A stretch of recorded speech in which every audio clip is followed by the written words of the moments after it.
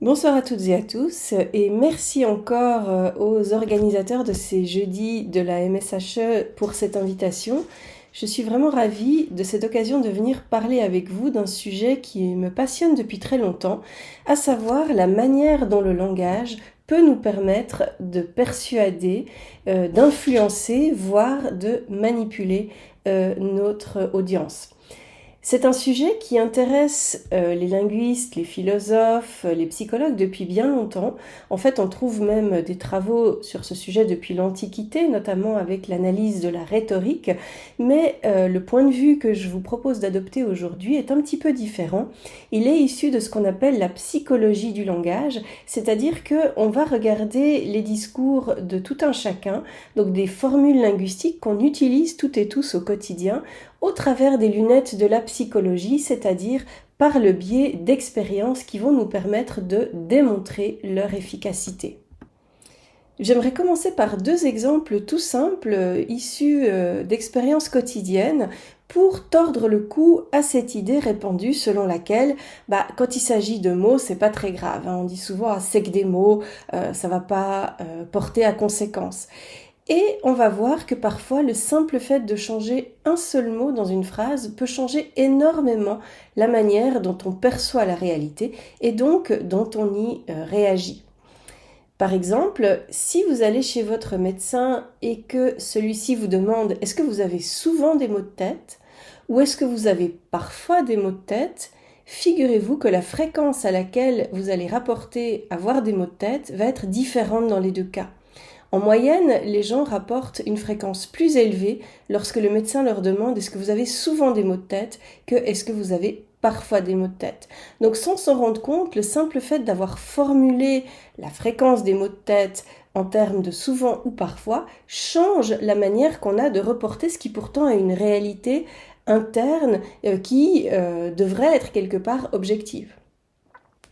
Autre exemple, vous êtes témoin d'une agression et ensuite la police vous demande de décrire la personne que vous avez vue, l'agresseur, soit en utilisant cette formulation, pourriez-vous estimer à quel point cette personne est grande ou pourriez-vous estimer à quel point cette personne est petite ?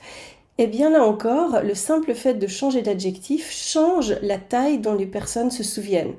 En moyenne, lorsque la personne était décrite comme grande, les gens rapportent une taille plus élevée que quand la taille était formulée en termes de petitesse, à quel point cette personne était petite, ou en moyenne, les gens vont se souvenir que la même personne qu'ils venaient de voir était plus petite dans le deuxième cas. Donc vous voyez, on change un mot et votre perception d'une même réalité change en conséquence.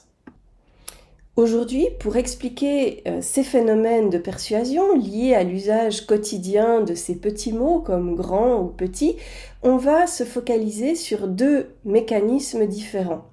Le premier, c'est un mécanisme véritablement cognitif qui est lié à l'attention et plus précisément aux limites de nos capacités d'attention qui ont un impact direct sur la manière dont on traite l'information.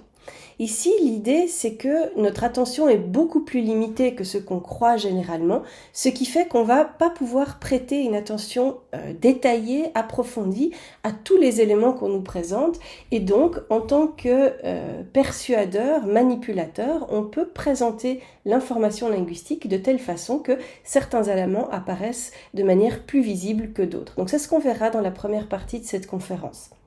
Dans la deuxième partie, on va s'intéresser à un phénomène qui porte sur la communication verbale et plus précisément sur le fait que lorsqu'on communique, on n'encode pas nos messages entièrement avec des mots. Il y a aussi beaucoup de choses qu'on communique de manière implicite, par sous-entendu, et c'est la personne à qui on parle qui va reconstruire ces éléments. Mais ces éléments, tout le monde les reconstruit de la même façon, ils ne sont pas laissés au hasard. Donc en tant que locutrice, je peux aussi manipuler les éléments que je laisse implicites parce que ces éléments-là vont être extrêmement persuasifs pour l'audience. Pourquoi ? Parce qu'elles impliquent le raisonnement de l'audience et que lorsqu'on doit participer au processus de raisonnement, on a l'impression que la conclusion nous appartient aussi en quelque sorte et ça va rendre le message plus persuasif. Mais commençons tout de suite avec la question de l'attention et de ses limites, et du point de vue de la personne qui cherche à persuader ou à manipuler, notre motto va être « cacher cette information que je ne saurais voir », donc on va voir comment on peut, par des mécanismes linguistiques très simples, rendre des informations invisibles aux oreilles et aux yeux de notre audience. Pour commencer, on va faire ensemble une expérience de psychologie extrêmement connue qui consiste à regarder une courte vidéo qu'on va regarder ensemble, dans laquelle il y a 2 équipes de 3 joueuses chacune, une habillée en blanc, une habillée en noir. Et l'objectif de cette expérience est que vous soyez capable, en vous concentrant, de compter le nombre de passes que les joueuses de l'équipe en blanc va réaliser pendant la minute et quelques de cette vidéo. Alors, préparez-vous, concentrez-vous et lorsque vous êtes prêts, passez au transparent suivant pour commencer cette expérience.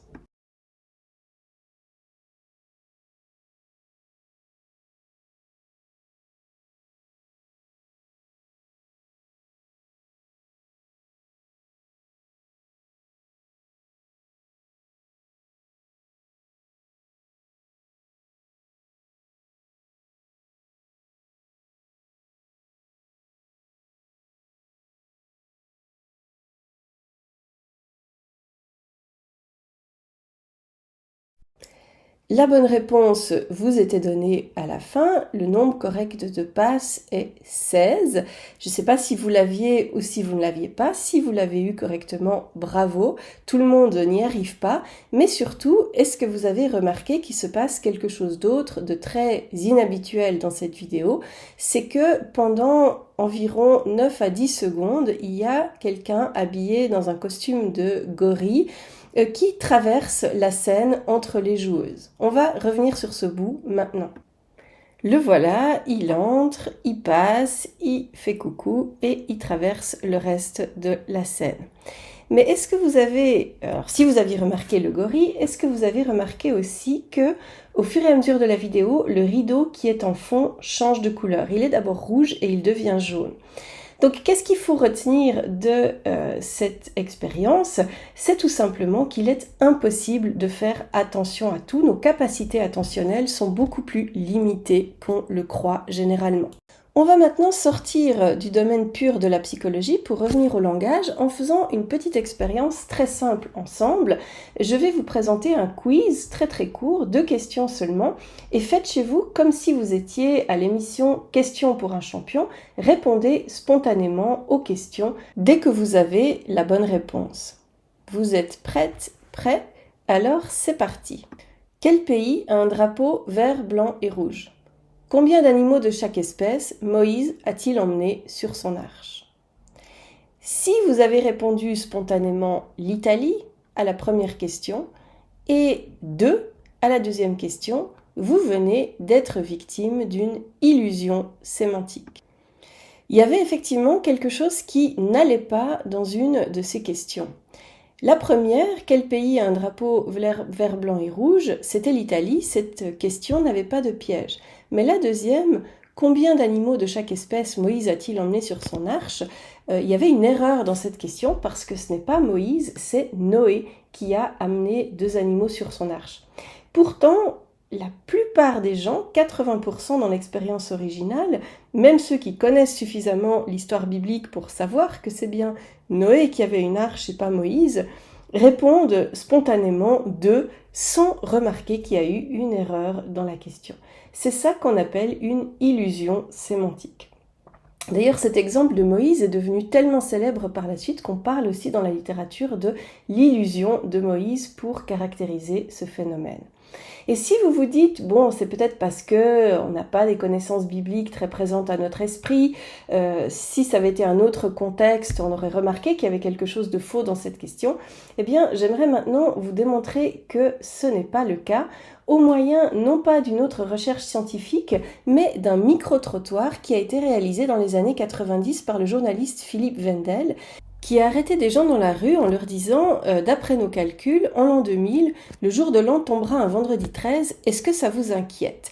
Et regardez les réponses qu'il a recueillies à cette question. 2000 va tomber un vendredi 13, est-ce qu'il faut en tenir compte ou pas? Oula, le vendredi 13, c'est une journée chaude. En l'an 2000, le 1er janvier va tomber un vendredi 13, est-ce que ça vous fait peur? Pas du tout. J'espère que je vais bien m'éclater comme les autres années, puis c'est tout. Hein. Votre avis sur le vendredi 13? Juste un jour comme les autres, Même si c'est le jour de l'an? même si c'est le jour de l'an. Ça ne changera rien à l'an 2000 pour vous? Non. C'est vraiment l'effet du hasard. Non. Non. Ça aurait pu tomber un jeudi 12 par exemple. Et ça aurait été du On même va vraiment tonneau. tomber un vendredi 13 Bah, d'après les calculs, oui. Oui, c'est facile à calculer. Oui. Quel risque il y a à ce que le vendredi 13 tombe le jour de l'an, en l'an 2000, selon vous? Comment voulez-vous que je le sache? Sinon, je monterais une secte. Ça me laisse complètement indifférente. Ah oui, ça Vous me allez faire ferme. quoi, vous, le jour de l'an? Moi, je vais sortir avec des amis, je sais pas. Et la veille, le jeudi 12 par exemple? Le jeudi 12, je vais réveillonner. Non, mais ça va être un jour, un premier de l'an ordinaire. Pas de réveillon? Non, je ne pense pas. Peut-être le lendemain, peut-être le jour même, Ouais. mais la veille peut-être pas. Le lendemain, donc le samedi 14. Voilà, tout à fait. Ouais. Et le samedi 14, gueule de bois. Peut-être, ouais. Pour nous, au moment des fêtes, nous, c'est beaucoup de travail. Hein. Faut pas... On fait réveillon, c'est après, nous. Hein. Donc ce sera plutôt le samedi 14 ou le dimanche 15. Voilà, toujours avant ou après. Hein. C'est pas au moment des fêtes. Hein. C'est pas... Et ça vous dérange pas de travailler un vendredi 13? Non, ça fait 25 ans que je suis dans la boucherie, ça me dérange pas. On s'est rendu compte en faisant les calculs qu'en l'an 2000, le jour de l'an va tomber un vendredi 13. Est-ce que ça vous inquiète? Ah bah oui, parce que pour moi, c'est pas ça, hein. Le numéro 13, en plus, je rentre de ce numéro. Donc je suis un peu superstitieuse là-dessus, et pour moi, personnellement, c'est pas très bon. Donc vous allez vous méfier ce jour-là? Ah oui, absolument. Est-ce que vous risquez de ne pas faire de réveillon à cause de ça?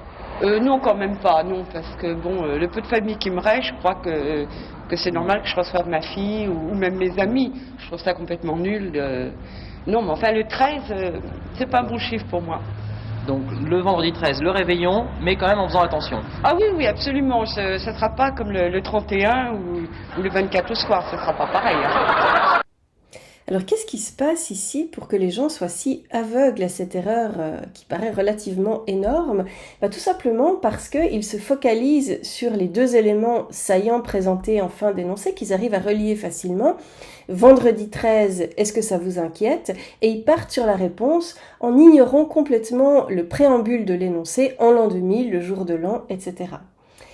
Et ce type de phénomène qui consiste à focaliser son attention sur une partie d'un énoncé en ignorant les autres est en fait extrêmement fréquent et ça permet d'expliquer pourquoi les gens ne détectent pas des erreurs pourtant vraiment flagrantes dans des discours ou dans des textes. Et ça nous permet aussi de comprendre pourquoi, à l'inverse, certaines informations, qu'elles soient erronées ou non, ne sont tout simplement pas traitées par les locutrices et locuteurs qui y sont confrontés. En résumé, ce que nous ont montré les exemples que l'on a vus jusque-là, c'est qu'il est impossible de faire attention à tout ce qu'on nous présente, y compris dans un discours verbal. Et donc, on va utiliser des indices de surface, des liens comme ça qui apparaissent comme très saillants, vendredi 13, inquiétude, pour choisir ce qu'on va traiter en profondeur, ce à quoi on va faire attention. Et par effet de contraste, les autres éléments qui nous sont présentés, alors qu'on est occupé à s'intéresser à des éléments précis, on va tout simplement les laisser de côté. C'est ce qu'on appelle en linguistique et en psychologie l'effet de cadrage.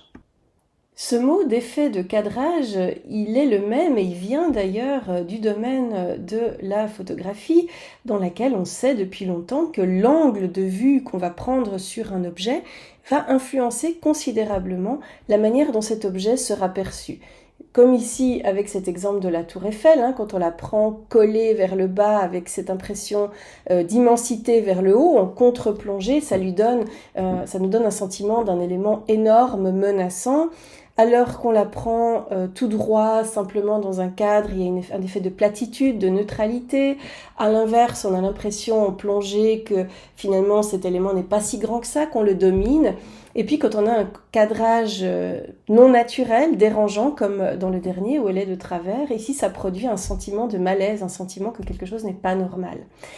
Ce qu'on va voir maintenant, c'est qu'on peut produire exactement les mêmes phénomènes de cadrage et donc les impressions qui y sont associées avec le langage. Les phénomènes de cadrage par le langage, ils commencent déjà au niveau des mots.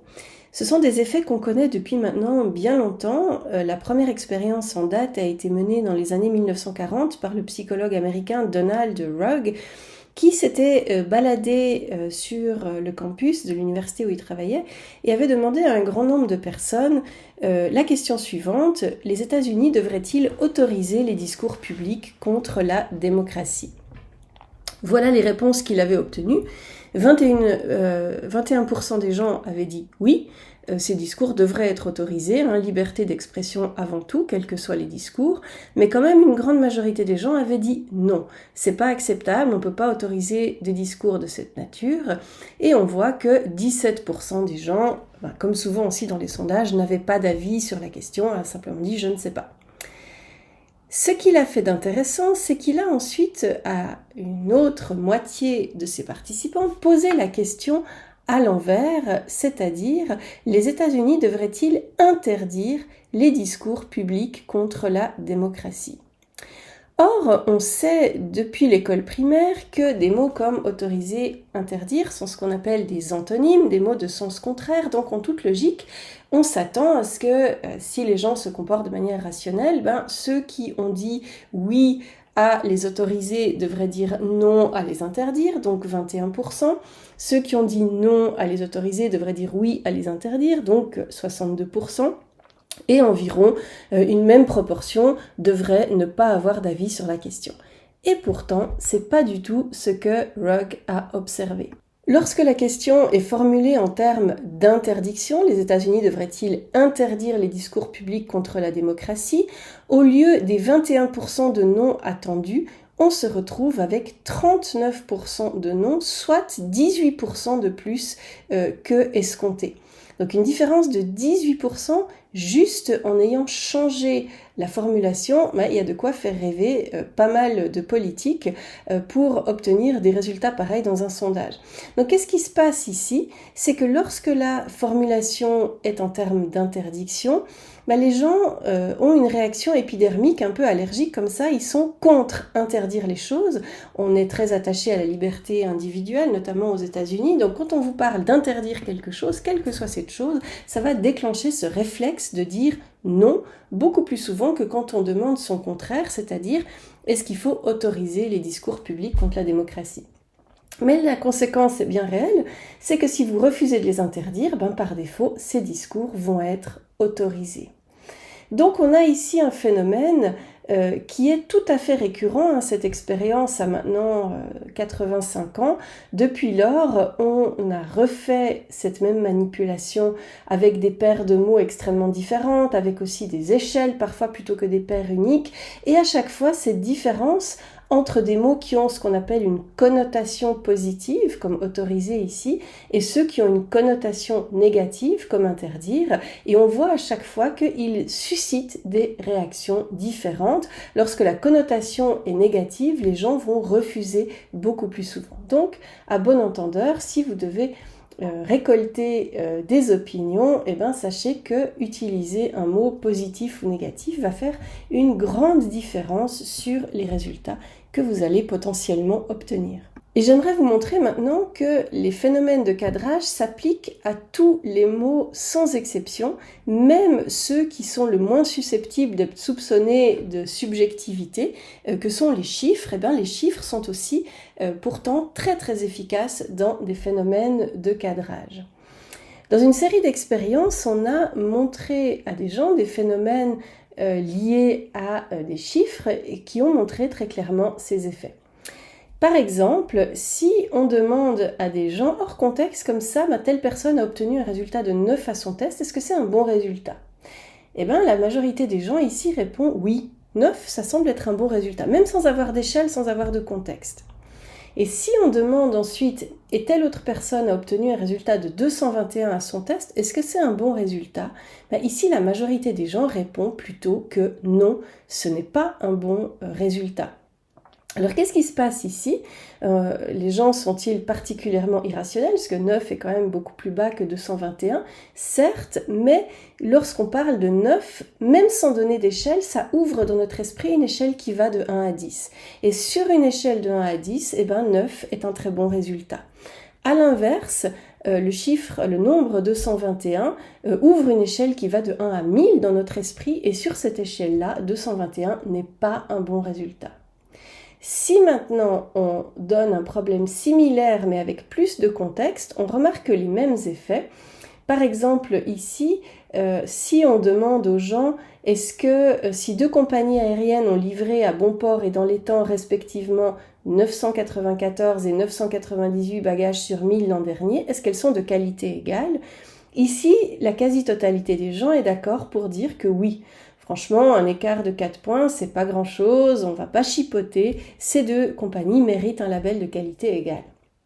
Mais si maintenant on leur pose le même problème, mais en formulant les chiffres différemment, c'est-à-dire si 2 compagnies aériennes ont fait respectivement 2 et 6 livraisons incorrectes sur 1000 l'an dernier, sont-elles de qualité égale? Alors là, les réponses sont très différentes. La plupart des gens disent non. Elles sont pas du tout de qualité égale. Attendez, quand même, 3 fois plus de livraisons incorrectes par la compagnie B que la compagnie A, ça va pas du tout. C'est pas le même degré de qualité. Pourtant, le nombre d'erreurs, la différence entre les 2 compagnies est exactement le même dans les 2 cas. Seulement, dans la première formulation, on ouvre une échelle sur 1000 sur laquelle un écart de 4 points semble très petit, alors que dans le deuxième cas, on ouvre une échelle mentale sur 10 sur laquelle un même écart de 4 points paraît nettement plus grand.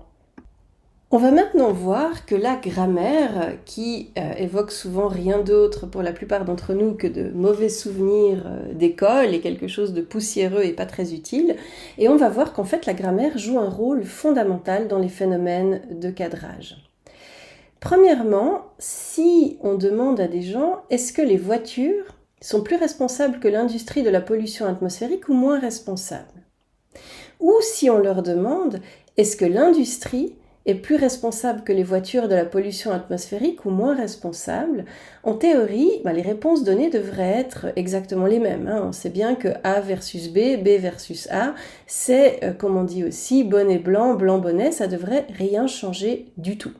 Et pourtant, ça change tout. Dans la première formulation, est-ce que les voitures sont plus responsables que l'industrie? 72% des gens répondent oui, les voitures sont plus responsables. Alors que dans la deuxième formulation, est-ce que l'industrie est plus responsable que les voitures? Ce taux descend à 45%. Autre exemple, si on demande à une victime qui vient rapporter une agression dont elle a été l'objet dans un ascenseur et que la personne en charge de l'interrogatoire lui demande qui est monté avec vous dans l'ascenseur hier soir ou avec qui êtes-vous monté dans l'ascenseur hier soir, la perception de la culpabilité de la personne agressée est différente dans les 2 cas. Dans le deuxième cas, on va avoir l'impression qu'elle a quand même quelque chose à se reprocher, beaucoup plus que dans le premier. Et enfin, lorsqu'on dit « la police a commis des erreurs dans cette affaire » ou « des erreurs ont été commises dans cette affaire » en utilisant ce qu'on appelle une phrase passive, cette phrase passive nous permet de ne pas mentionner l'objet grammatical qui est en fait l'agent de l'action. Je peux dire « des erreurs ont été commises par la police » mais je peux aussi simplement dire « des erreurs ont été commises ». Avec une phrase active, c'est pas possible. Je peux pas dire « la police a commis dans cette affaire ». Donc, utiliser une phrase passive permet de ne pas mentionner l'agent de l'action et donc de le faire apparaître comme plus négligeable. Quelle conclusion peut-on garder de ces exemples grammaticaux? Premièrement, le premier élément de la phrase est considéré comme le point de référence, l'élément le plus important. Donc quand il y a une alternative à proposer, souvenez-vous de placer en premier l'élément sur lequel vous voulez mettre l'accent. Ce qui illustre le deuxième exemple, c'est le rôle de l'agent sémantique dans la phrase comme étant responsable de l'action. En disant « avec qui êtes-vous monté dans l'ascenseur hier soir ?» on dit clairement que la victime a fait quelque chose. Et même si ce qu'elle a fait, monter dans l'ascenseur, ne devrait absolument pas découler en le fait de se faire attaquer, ça donne quand même l'impression qu'elle a participé à l'action, alors que dans la formulation « qui est monté avec vous ?», on a l'impression qu'elle est vraiment que passive et donc pas responsable de ce qui s'est produit. Et puis l'exemple de la phrase passive montre clairement que le fait d'omettre un élément, même si on peut le reconstruire soi-même, comme dans le cas de la police, ça donne une perception que cet élément est plus négligeable. Et de nouveau, c'est de la grammaire, on pourrait dire c'est compliqué, ça s'apprend à l'école, mais en fait c'est des choses qu'on fait très spontanément. Pensez aux enfants qui vous disent « Oh, le vase est tombé, c'est cassé », comme s'il n'y avait pas d'agentivité, qu'il n'y avait pas de responsabilité. Donc c'est vraiment des choses qu'on perçoit et qu'on fait assez spontanément. Et on va voir maintenant que cette question du cadrage, elle dépend aussi vraiment simplement de l'accessibilité de l'information. Donc, une façon de rendre des informations moins visibles, c'est de rendre les liens, notamment entre des éléments qu'on ne voudrait pas voir mis ensemble par l'audience, moins accessibles. Première façon de faire, rendre les informations qui devraient être reliées moins accessibles en mettant de la distance entre elles. Par exemple, si on demande à des gens, supposons qu'il se soit produit un crash aérien avec beaucoup de blessés, où faut-il les enterrer ? Une partie des gens ne voit pas l'erreur sémantique, mais il y en a aussi qui remarquent que si les personnes sont blessées, il ne s'agit pas de les enterrer du tout. Donc il y a une illusion sémantique, une illusion de Moïse dans cette phrase. Mais si on la formule un peu différemment, en disant supposons qu'il se soit produit un crash aérien avec beaucoup de blessés, presque tous d'origine européenne, où faut-il les enterrer ? Le simple fait de rajouter une information supplémentaire qui charge la mémoire de travail, qui met de la distance entre blessés et enterrés, cette information va faire que beaucoup moins de gens vont repérer le problème et donc vont laisser passer cette information. Deuxièmement, on peut aussi rendre un élément de la phrase particulièrement visible, particulièrement saillant, un peu comme si on lui mettait la lumière dessus, et par effet de contraste, les autres éléments à côté vont paraître encore moins visibles. Comment est-ce qu'on peut mettre de la lumière sur des éléments dans une phrase ? En utilisant ce que les linguistes appellent des phrases clivées, c'est-à-dire des phrases comme « ce sont deux animaux de chaque race que Moïse a emmenés sur son arche ». Et ici, le fait de mettre en avant ce sont deux animaux fait que le pauvre Moïse, que j'ai du coup mis en gris clair ici, apparaît comme encore moins important et ici, quasiment personne voit qu'il y a une erreur. À l'inverse, évidemment, si j'avais mis Moïse en avant en disant « c'est Moïse », qui a emmené deux animaux de chaque race dans son arche, ici, beaucoup plus de gens voient le problème et disent « mais non, c'est pas Moïse, c'est Noé ». Et enfin, on peut tout simplement rendre physiquement des informations peu accessibles, ce que les notaires, les avocats savent bien en mettant des éléments en petits caractères, en notes de bas de page, etc. Et ces informations physiquement peu lisibles, peu accessibles, sont souvent pas traitées. Et ici, j'aimerais l'illustrer avec un exemple qui vient pas du droit, mais du marketing. Un matin, j'ai pris dans un hôtel en France quelque part un yaourt nature où j'ai vu qu'il était écrit nos yaourts sont fabriqués à partir de ferments d'origine naturelle. Je me dis, super, voilà quelque chose de bien pour un yaourt, mais j'ai aussi remarqué, parce que j'avais pas grand chose d'autre à faire, qu'il y avait cette petite astérix après naturel, et donc j'ai cherché à voir à quelle information ça renvoyait. Et après pas mal de recherches, j'ai vu que ça renvoyait à la ligne bleue en dessous, et l'information qui était indiquée ici était comme tous les yaourts du marché. Donc ce qui devait être une super caractéristique était en fait juste un leurre, c'était quelque chose qui était mis en avant alors que ça n'aurait pas dû être une caractéristique de marketing.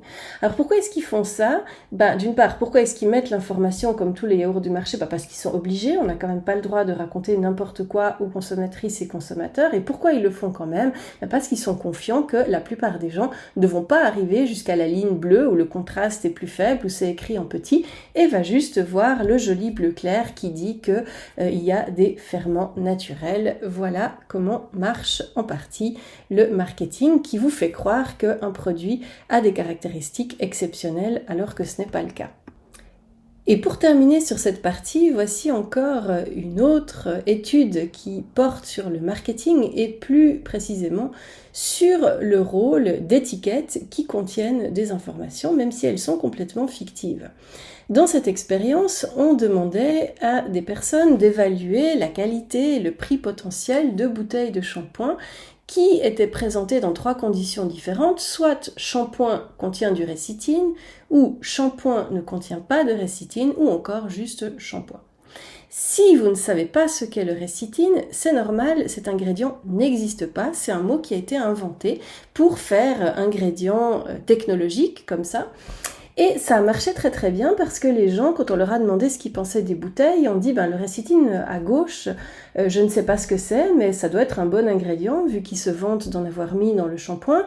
Quand ils ont vu shampoing ne contient pas de récitine, les gens ont dit le récitine, je ne sais pas ce que c'est, mais ça doit être un mauvais ingrédient vu qu'ils se vantent de ne pas en avoir mis dedans. Donc déjà, les gens infèrent des choses à partir d'un mot qu'ils pourtant ne connaissent pas. Mais de manière plus intéressante, lorsqu'ils ont dû ensuite évaluer le prix potentiel de ces bouteilles de shampoing et ce qu'ils seraient prêts à payer, les personnes s'attendaient à ce que les bouteilles 1 et 2, donc avec ou sans récitine, peu importe, correspondent à un produit plus cher que le shampoing qui était juste indiqué shampoing. Et tout ça à cause simplement d'une indication, d'une étiquette qui contient un mot qui n'existe même pas, mais qui vous pousse à penser que ce shampoing-là a une caractéristique spécifique qui le rend spécial et qui donc justifie un prix plus élevé. Tous les effets que nous avons vus jusqu'à présent faisaient intervenir les limites de notre attention et les moyens dont on peut utiliser ces limites en focalisant l'attention sur certains éléments au détriment d'autres. Nous allons maintenant passer à la deuxième partie de cet exposé dans laquelle nous allons regarder des phénomènes propres à la communication et notamment au rôle des informations implicites dans la communication. Et ici, notre motto va être dire moins, c'est communiquer plus, voire même c'est persuader mieux. Le premier phénomène dont on va parler porte un nom un petit peu compliqué, c'est ce qu'on appelle les présuppositions. Qu'est-ce que c'est qu'une présupposition ? C'est un élément que le locuteur ou la locutrice vous présente comme quelque chose qui est déjà connu dans la conversation et qui donc n'a pas à être remis en question. Prenons un exemple tout simple, si je vous annonce « Marie a terminé ses études ». Il y a ici une présupposition, c'est que vous saviez déjà que Marie était en train de faire des études. C'est pas de ça dont je suis en train de vous parler. Ici, je vous annonce que ses études sont terminées. Mais pour pouvoir être terminées, il a bien fallu qu'elle commence des études à un moment donné, et ça, je pars du principe que c'est quelque chose d'acquis. Autre exemple, si je vous dis « Oh tu as bien fait de garder ton pantalon bleu ciel toutes ces années, le bleu revient à la mode ». Ici, il y a aussi une présupposition, c'est que le bleu a, pendant une certaine période, plus été à la mode. D'où le verbe de revenir. Donc ici, on voit aussi une première spécificité des présuppositions, c'est que ça permet aussi de faire passer des informations potentiellement assez désagréables de manière un petit peu cachée, comme ça, en présentant la chose comme positive. Ah super, t'as bien fait d'avoir ce pantalon, le bleu revient à la mode. Le point central, c'est que, en général, sauf s'il est vraiment trop invraisemblable, l'information présupposée va être intégrée à vos connaissances sur le monde, même si en fait c'est une information que vous ne connaissiez pas avant. Un phénomène qu'on appelle l'accommodation. Admettons que vous ne saviez pas que Marie était en train d'étudier, vous allez simplement ajouter cette information, vous allez savoir dorénavant que non seulement elle faisait des études, mais qu'en plus maintenant ses études sont terminées. Et pourquoi est-ce que c'est intéressant pour la persuasion ? Parce que ces éléments étant pris comme déjà connus, ils vont être beaucoup moins questionnés que des éléments qui sont présentés comme nouveaux. Si je dis par exemple, les réformes économiques engagées par le président ont permis de faire diminuer le chômage, même s'il n'y a jamais eu de réforme économique, ce que je vous annonce, c'est la diminution du chômage. Et ça, vous pouvez le remettre en question si vous me dites, mais non, Qu'est-ce qui est remis en question? C'est le fait qu'il y a moins de chômage. Mais le fait qu'il y a eu des réformes économiques, ça c'est une information qui est beaucoup plus difficile à toucher parce qu'elle est présentée comme non discutable, comme déjà connue. En d'autres termes, c'est une présupposition. Donc les présuppositions sont persuasives parce qu'elles présentent un élément comme s'il était déjà accepté. Donc je vous dis implicitement, vous n'avez pas besoin de vérifier ça, ça c'est bon, c'est déjà connu. Et on a pu montrer par des expériences dont je ne vais pas parler aujourd'hui qu'en effet, les gens ont tendance à moins remettre en question des informations lorsqu'elles sont présupposées. Mais étant donné que les présuppositions vous conduisent à accepter des informations sans les remettre en question, on voit aussi assez bien en quoi elles peuvent être dangereuses. Et c'est ce qu'on a pu montrer aussi depuis une cinquantaine d'années, quasiment maintenant, notamment dans les travaux de la psychologue américaine Elizabeth Loftus et son équipe sur la manière dont on peut créer des faux souvenirs. Et dans l'expérience qui va nous intéresser ici, on va voir que les présuppositions jouent un rôle important dans la création de faux souvenirs. Dans l'expérience en question, les personnes testées voyaient une série de transparents qui montraient des photos d'un accident routier impliquant un véhicule et un piéton. Et ensuite, on posait aux personnes interrogées une série de questions sur les transparents qu'elles venaient de voir. Par exemple, est-ce qu'une autre voiture est passée devant la voiture rouge lorsqu'elle était arrêtée au stop? On voit ici que cette question contient une présupposition parce que arrêter au stop présuppose qu'il y avait un panneau stop. Il se trouve que dans la vidéo qu'ils venaient de voir, il y avait effectivement un panneau stop, donc c'est une présupposition vraie.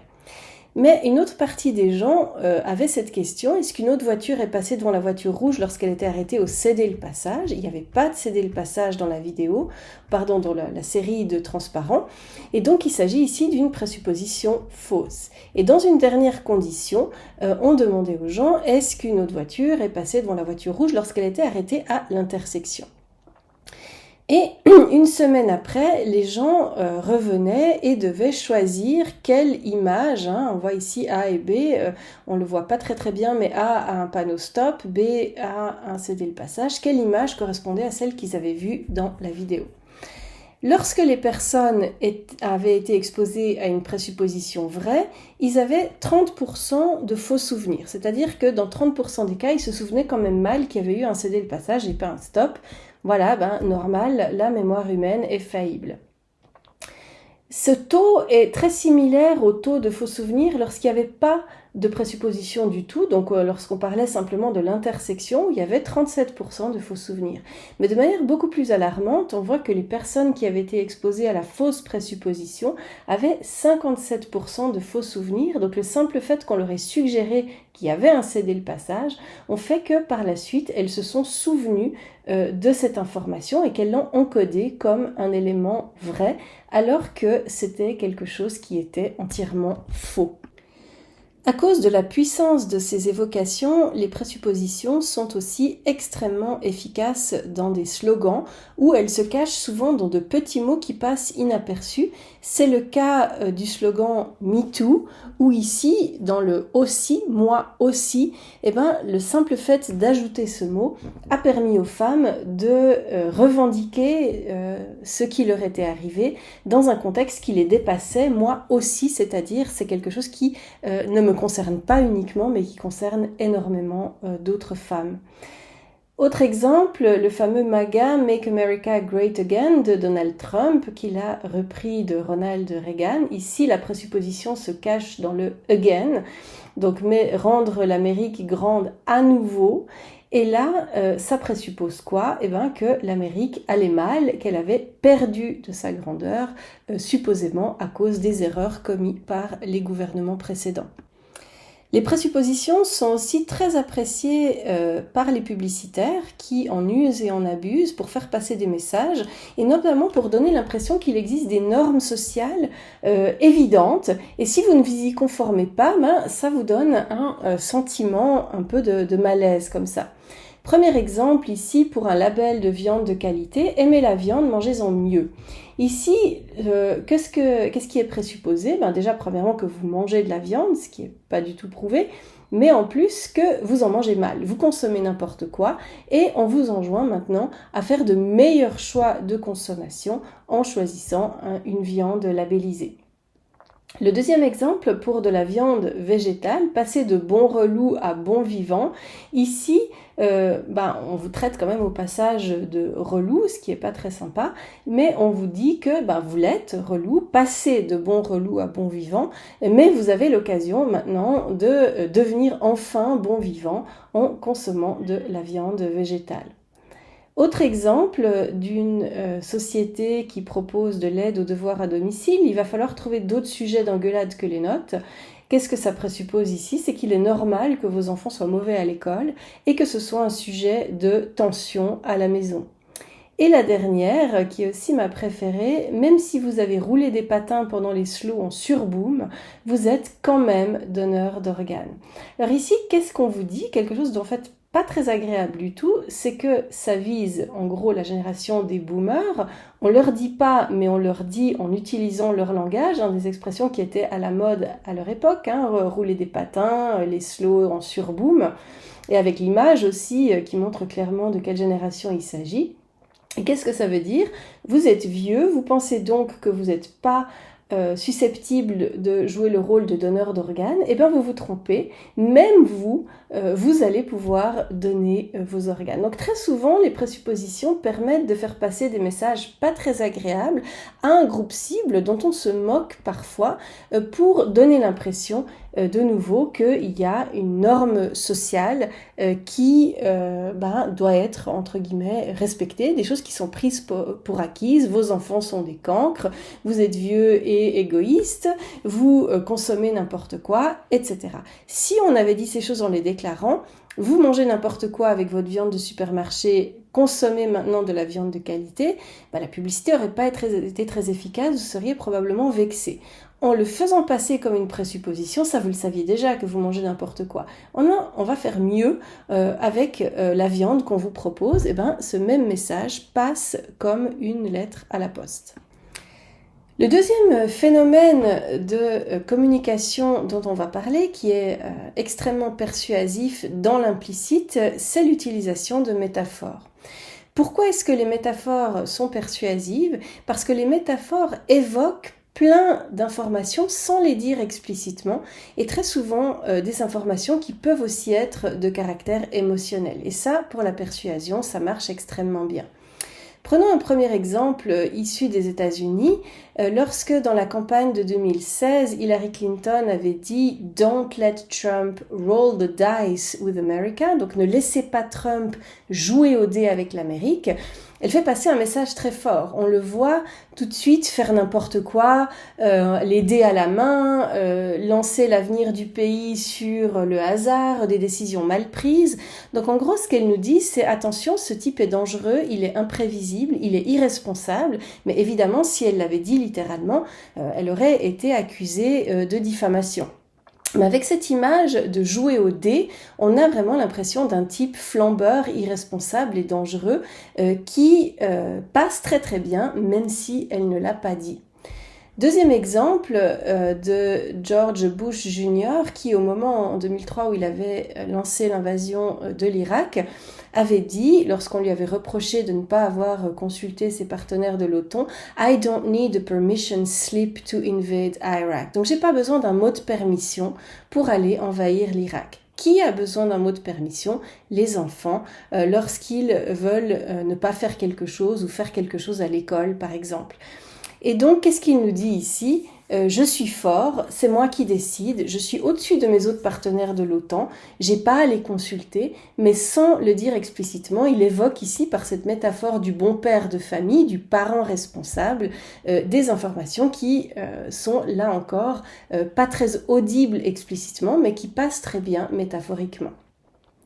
Dernier exemple, français cette fois-ci, lorsque François Hollande était candidat à la présidentielle, Jean-Luc Mélenchon avait dit « Pourquoi choisir pour entrer dans la saison des tempêtes un capitaine de pédalo comme Hollande? Ici, il y a deux métaphores. La première, la saison des tempêtes, donc on vous annonce de manière catastrophiste que les choses vont mal tourner. Et puis, ce côté ironique, désagréable, un capitaine de pédalo comme Hollande. Donc, en gros, ce qu'il nous dit sans le dire, c'est que Hollande ne gère rien du tout, qu'il serait débordé par la moindre vaguelette comme quelqu'un sur son pédalo. Là encore, quelque chose qui n'est pas qui peut pas être dit explicitement, mais qui, sous forme de métaphore, passe très bien et d'autant mieux qu'elle conduit à faire sourire et que ça crée une forme de complicité.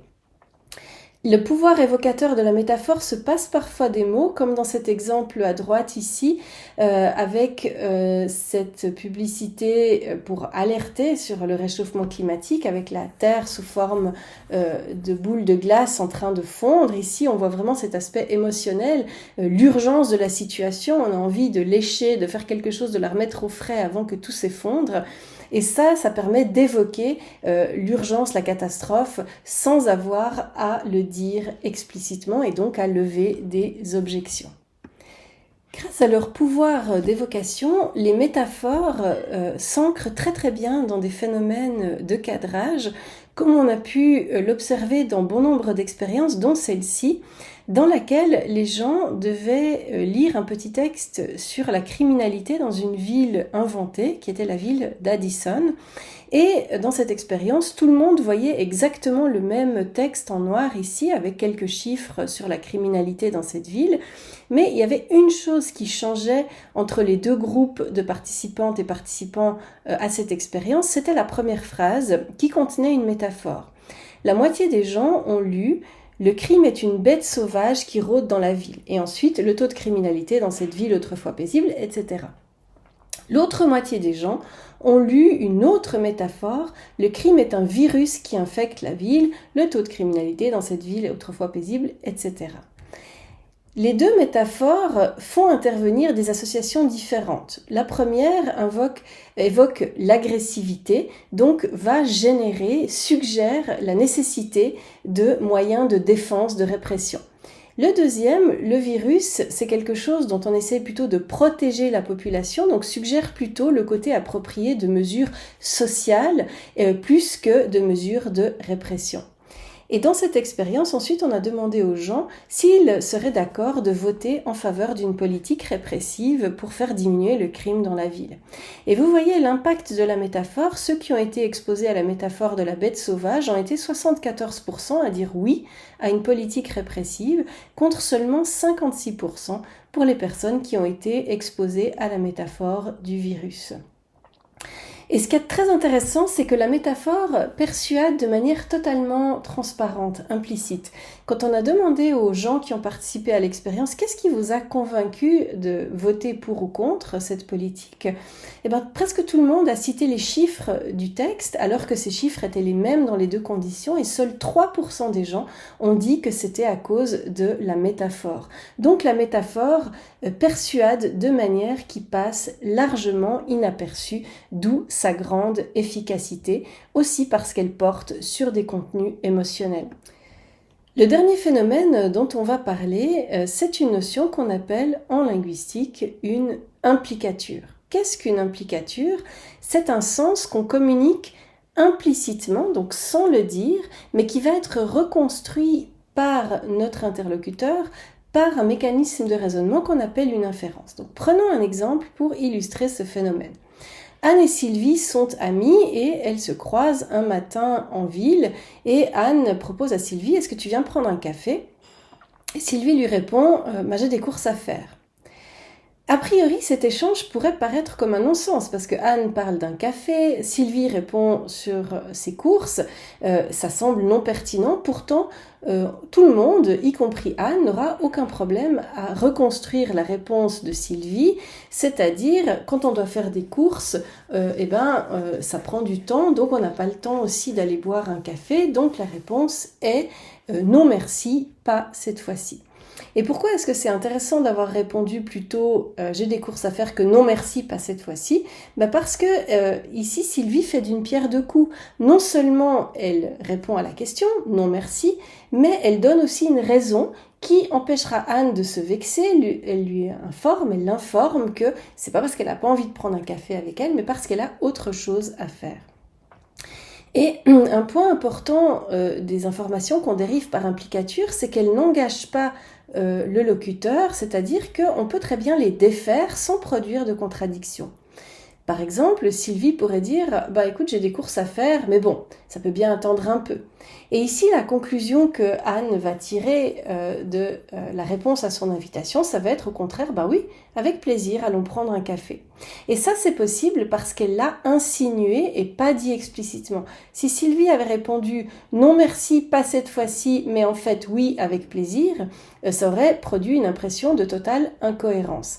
Mais parce que c'était suggéré mais pas dit explicitement, la réponse par implicature « écoute, j'ai des courses à faire mais ça peut bien attendre un peu », permet de revenir en arrière sans produire de problème d'incohérence. Et c'est un des grands avantages de l'implicature, c'est que la responsabilité ne pèse pas sur la personne qui parle, mais sur la personne qui a fait l'inférence, c'est-à-dire l'auditrice ou l'auditeur. Et c'est ce dont s'était très très bien rendu compte ce cafetier de Chambéry qui avait écrit derrière son comptoir, qui avait mis ce petit panneau que j'ai pris en photo, « Je suis responsable de ce que je vous dis, mais je ne suis pas responsable de ce que vous comprenez ». Parce que ici, ça fait intervenir ce processus d'interprétation qui n'est pas de la responsabilité de l'auditeur. Pour vous en convaincre encore un peu plus, je vous propose maintenant une petite expérience de pensée.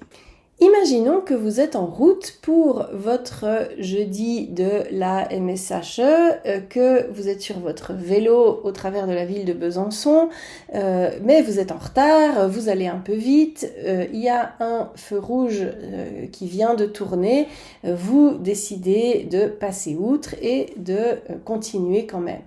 Malheureusement, les agents municipaux rôdaient et on vous arrête pour vous verbaliser.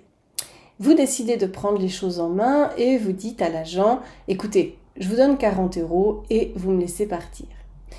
De deux choses l'une, soit vous avez affaire à un agent corrompu et auquel cas votre manœuvre aura réussi, ou alors vous avez affaire à un agent honnête et dans ce cas-là, vous allez au-devant de sérieux problèmes parce que non seulement vous allez devoir payer votre amende, mais vous allez aussi devoir répondre de tentatives de corruption à agent. Mais imaginons maintenant qu'au lieu de dire explicitement « écoutez, je vous donne 40 € et vous me laissez partir », vous disiez plutôt « écoutez, je suis un peu pressé, on pourrait peut-être s'arranger ». Ici, de deux choses l'une, si vous avez affaire à un agent corrompu, cet agent aura parfaitement compris le sens implicite, vous dira « oui, qu'est-ce que vous proposez ?» Vous lui filez en douce les billets et tout va bien. Mais si l'agent n'est pas corrompu et vous dit « mais dites donc, madame, qu'est-ce que c'est que cette façon d'essayer de corrompre un agent de la circulation ?» Vous pouvez dire « mais enfin, monsieur l'agent, mais qu'est-ce que vous allez imaginer ? Moi, lorsque je vous parlais de s'arranger, je parlais plutôt d'une prise de coordonnées rapide, mais certainement pas de vous payer pour me laisser partir. Enfin, quand même, allez imaginer des choses pareilles, ça se fait pas. » Donc, vous, même si l'agent se doute bien que vous n'êtes pas honnête, il ne pourra pas le prouver et vous ne portez donc pas la responsabilité de votre propos. C'est donc un des immenses avantages de communiquer par implicature. Vous n'êtes pas responsable de ce que la personne en face de vous a compris. Nous allons maintenant passer d'une expérience de pensée à une expérience tout court qui démontre les avantages à communiquer de manière implicite. Dans cette expérience, les personnes étaient exposées à un petit scénario comme ceci. Donc ce matin, vous devez faire une présentation devant un client important. Lorsque vous arrivez au bureau, vous remarquez que la salle de conférence n'est pas encore prête. Vous envoyez un courriel à votre équipe et leur demandez pourquoi le projecteur n'a pas encore été installé. Et là, de deux choses l'une. Soit un collègue vous répond de manière explicite, le projecteur n'est pas là, Louis l'a pris hier pour le mettre dans un autre bureau.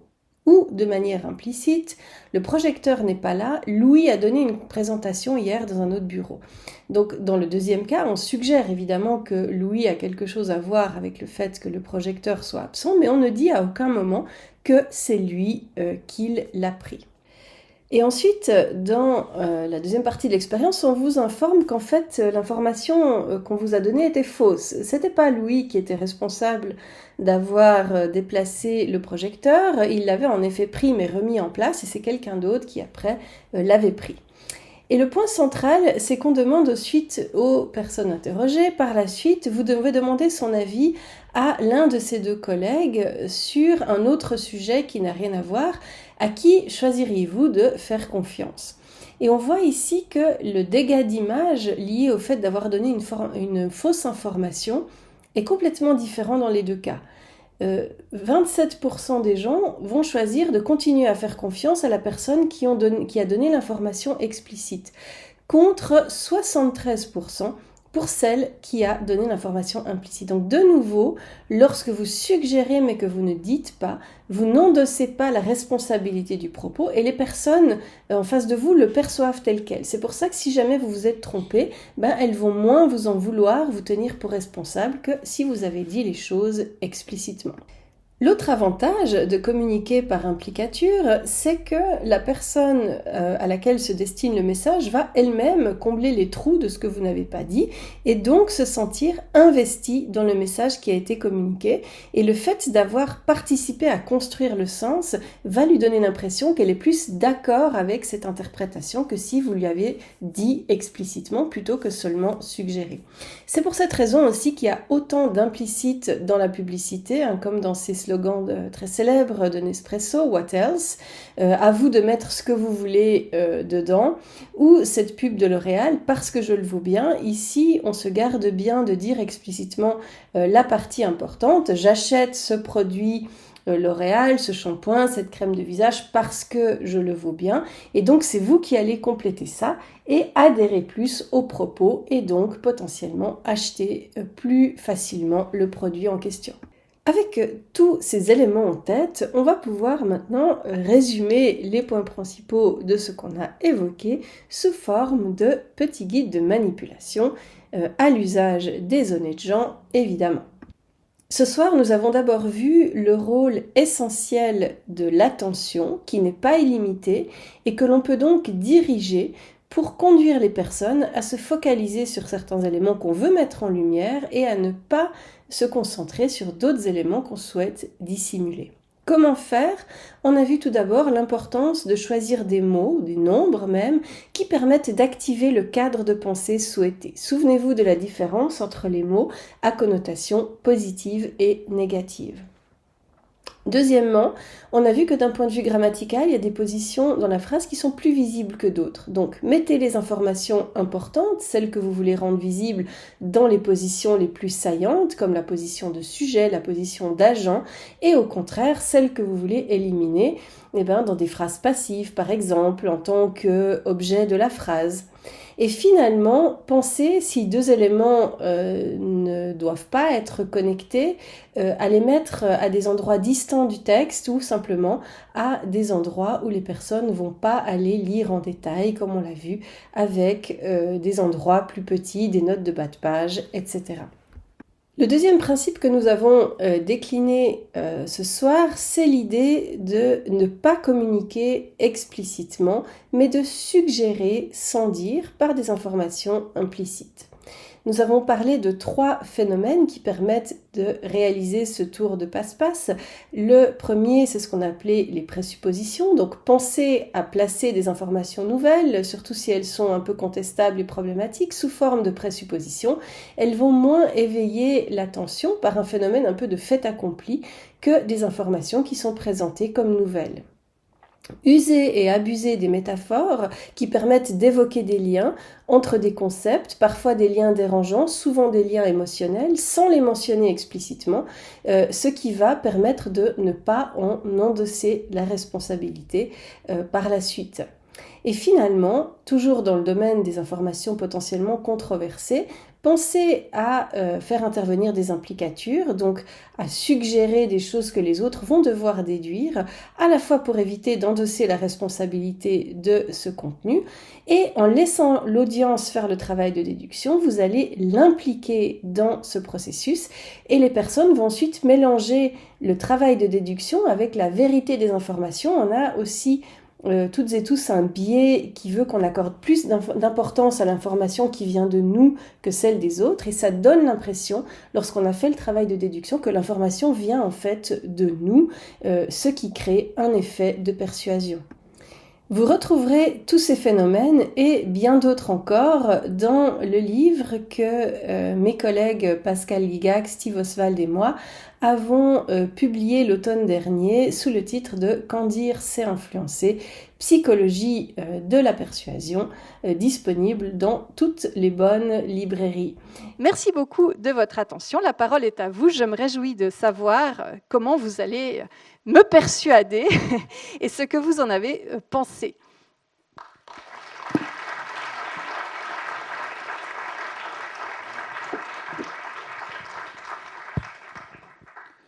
Et donc, on a le temps pour quelques commentaires, questions. Qui souhaite commencer ?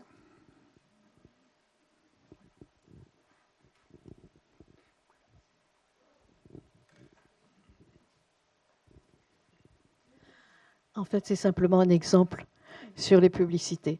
Il y a déjà pas mal d'années, et il y a eu une découverte. On s'est aperçu que la lanoline était très allergisante. Et elle était dans beaucoup de produits de beauté, en particulier dans les savons Cadom. Et tout d'un coup, et donc il était obligatoire de marquer lanoline. Et le savon Cadom, on a fait une publicité. Et il y avait même une chanson, il disait c'est à la lanoline. Donc c'était vraiment un point fort pour eux. Les gens pensaient que c'était un très très bon produit, alors qu'en fait, il déclenchait des allergies importantes. Merci beaucoup pour cet exemple. Et donc, il y a fort à parier qu'actuellement, les gens se vanteraient plutôt de ne pas mettre de lanoline et que à la lanoline, ça pourrait maintenant devenir sans lanoline et que ça pourrait tout autant convaincre les gens que c'est un produit qui vaut la peine de mettre un peu plus cher pour s'assurer qu'il n'y ait pas cet élément allergisant.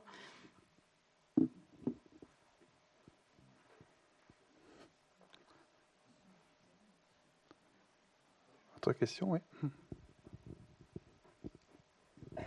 Merci, oui, on voit que au-delà des mots, la chanson, aussi l'univers sonore ou visuel peut être vraiment en appui avec l'intention du message. Merci pour tous vos exemples.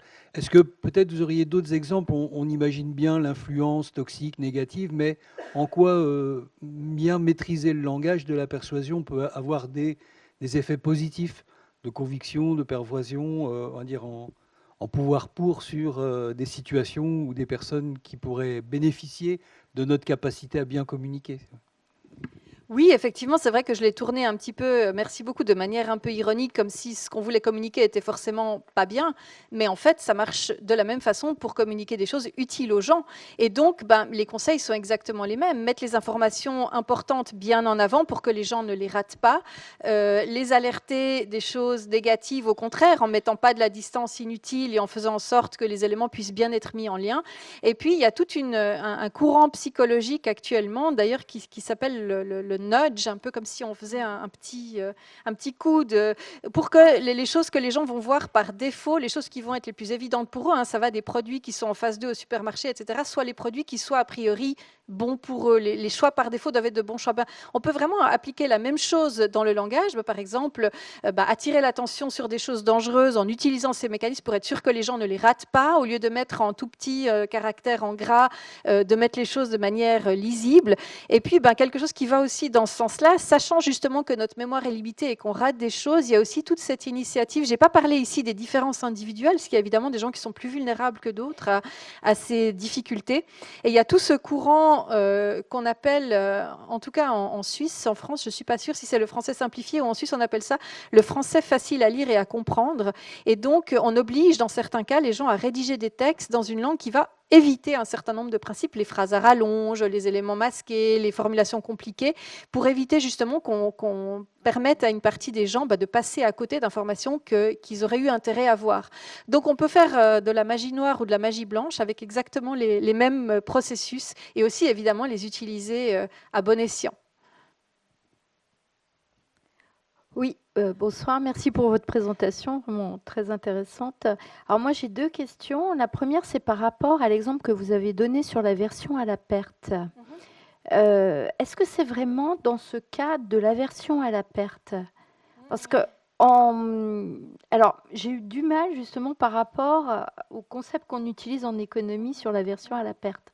Parce que là j'ai pas vu la perte. Dans l'exemple que vous avez donné, par exemple, en économie, vous allez gagner 100 €, l'utilité que vous allez avoir peut être plus faible que la désutilité que vous avez en perdant 100 €. Donc là, c'est vraiment lié à la perte. Là, voilà. Et ma seconde question, c'est par rapport à l'exemple que vous avez donné sur la question sur est-ce qu'il était petit ou grand. Est-ce que c'est vraiment le mot qui joue ou est-ce que c'est pas plutôt par rapport à votre propre taille? Parce que moi, personnellement, si on me demande à chaque fois est-ce qu'il était grand, dans 90% des cas, je vais dire oui, quoi, parce que je suis plutôt petite. Donc, qu'est-ce qui joue le plus aussi? Alors, merci beaucoup pour vos questions, très très intéressantes. En effet, alors effectivement, c'est pas de la perte au sens économique, et j'ai peut-être un peu simplifié, mais on parle aussi parfois psychologiquement de perte quand on a une perte de droit, une interdiction. On perd une possibilité. Donc on est restreint quelque part, on nous empêche de quelque chose, et donc au sens large, on a plutôt une politique de restriction, mais on pourrait vraiment le formuler différemment, si vous voulez, en termes de connotation positive ou négative, de quelque chose qui ne nous plaît pas, qui nous restreint, qui nous contraint. Ça ne nous plaît pas. Et effectivement, le sens de perte ici n'est bien sûr pas littéral, même si effectivement ces mêmes phénomènes de cadrage, quand les problèmes sont formulés en termes d'argent, ça fonctionne exactement de la même chose. Donc si vous faites, on est plus sensible à avoir 5% de discount sur un prix que 5% de bonus si on le paye cash, que 5% de surtaxe si on paye avec une carte de crédit, parce que quand on voit la perte, on se dit oulala, mon Dieu, ça j'ai pas envie, alors qu'avoir un bonus, bon, ça nous touche, mais un peu moins. Donc c'est un peu ces mêmes phénomènes. Et alors pour savoir à quel point ça a affaire au langage, évidemment qu'il y a des différences individuelles, mais là vraiment dans ces expériences, on voit qu'en tant que groupe, finalement, l'effet est suffisamment fort pour que, quelle que soit la personne, le simple fait que les différences entre les groupes soient le mot utilisé, produit cet effet. Et on pourrait dire, mais pareil, en fait, avec l'histoire des mots de tête, vous avez quand même votre propre expérience, selon que vous avez un historique de mots de tête ou pas. Mais là encore, on voit que malgré les différences individuelles, l'effet est suffisamment fort quand les gens sont mis au hasard dans une condition pour qu'on voit ces différences émerger. Donc, il y a en tout cas une partie qui est vraiment due juste à cet input du langage qui fait réagir un petit peu de manière épidermique, comme ça, sur le moment. Oui, oui, oui, oui. En tout cas, par le simple fait qu'il s'agit de grands groupes et que les personnes sont mises aléatoirement, donc quelle que soit leur taille, quel que soit leur âge, au final, on ne peut pas vraiment conclure qu'on n'a jamais pu montrer d'effets corrélés. Non, c'est uniquement les personnes plus grandes qui vont dire ceci. Par contre, les effets individuels se trouvent typiquement dans les gens sur les capacités de mémoire de travail. Par exemple, ces personnes qui ont de grandes capacités de mémoire de travail vont être un peu moins susceptibles à certains effets que des personnes qui ont de moins grandes capacités. Donc, il y a des différences individuelles aussi, ça c'est sûr. Oui.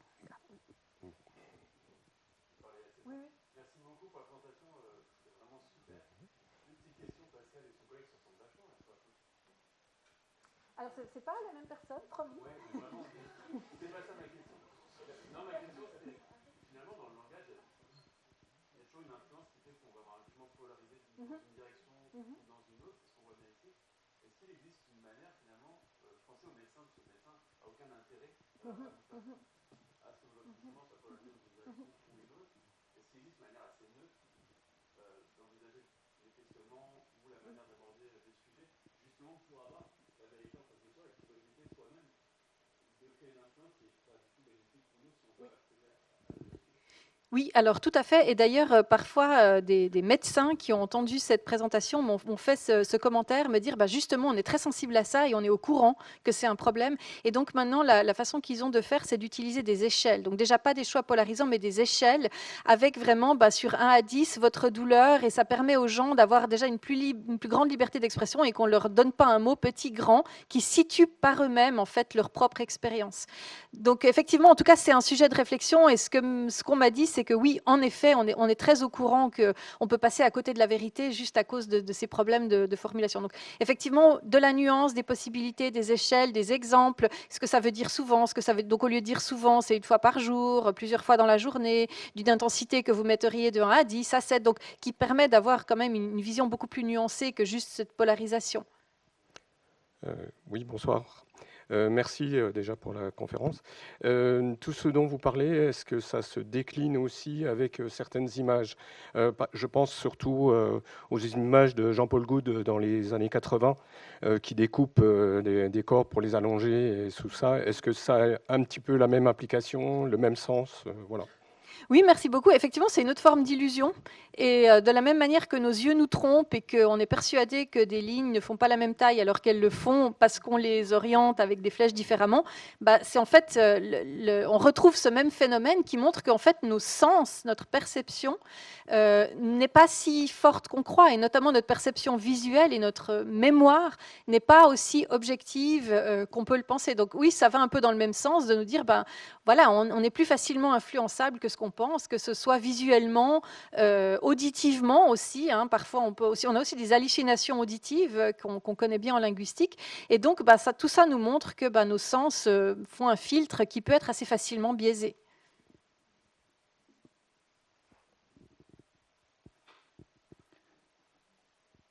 Est-ce qu'il y a une dernière question?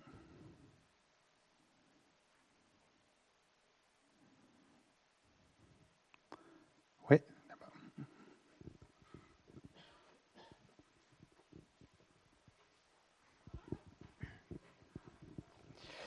Oui, tout d'abord, merci pour votre présentation dynamique, participative. J'avais une question au regard des implications. Et puisqu'on est dans un bâtiment universitaire, à qui aujourd'hui cette formation pourrait être dédiée? Je pense notamment à des personnes en responsabilité, des magistrats, des décideurs politiques, enfin bref, des personnes qui pourraient être sous influence. Alors oui, on a tout intérêt à être au courant de ces choses. Bon, je pense que notamment les personnes qui ont des équipes de com, c'est des effets que ces gens-là connaissent bien, donc ils maîtrisent plus qu'autre chose et dont ils vont jouer en fait dans beaucoup de circonstances. Mais en effet, ça peut toucher tout le monde. Et d'ailleurs, j'ai vu récemment sous forme de pièce de théâtre 2 personnes qui ont monté un spectacle qui s'appelle L'art d'avoir toujours raison. J'ai vu qu'il passait aussi à Paris, il est passé à pas mal d'endroits. Et donc eux, ils ont fait ça sous forme en disant l'audience, vous êtes des gens qui allaient vous présenter à une élection et on va vous montrer tous les trucs et astuces qu'il faut pour que ça marche. Et j'ai trouvé vraiment super parce qu'en effet, n'importe qui est concerné et je pense que les personnes qui sont vraiment responsables politiques, etc., sont conseillées dans ce sens-là et appliquent ces choses régulièrement, mais c'est plutôt nous, au quotidien, de se poser la question, mais finalement, c'est quoi le cadre de pensée derrière? Et typiquement, quand je donne ce genre de présentation en Suisse, où on vote très régulièrement et souvent sur des objets complexes et techniques, et on nous dit, êtes-vous contre l'interdiction de l'initiative pour le projet? Et on se dit, oulala, attends, est-ce que je suis pour? Finalement, on ne sait plus très bien ce qu'on vote. Et là, en effet, vraiment, ce genre de choses devrait être un peu démocratisé parce que je pense qu'un certain nombre de fois, en fait, on finit par plus très bien savoir ce qu'on fait et pourquoi on vote. Donc, il y a vraiment des applications et c'est pour ça aussi qu'on voulait que ce livre soit vraiment un peu vraiment grand public, qu'il n'y ait pas de présupposés de connaissances derrière pour justement que des personnes intéressées puissent ne serait-ce que se dire, tiens, là, ça m'a un peu... J'ai réagi très fortement, mais comment c'était formulé? Qu'est-ce qu'on m'a dit exactement? Et voilà, donc c'est quelque chose qui, en effet, mériterait d'être plus connu au quotidien. Eh bien, merci beaucoup encore, Sandrine, pour...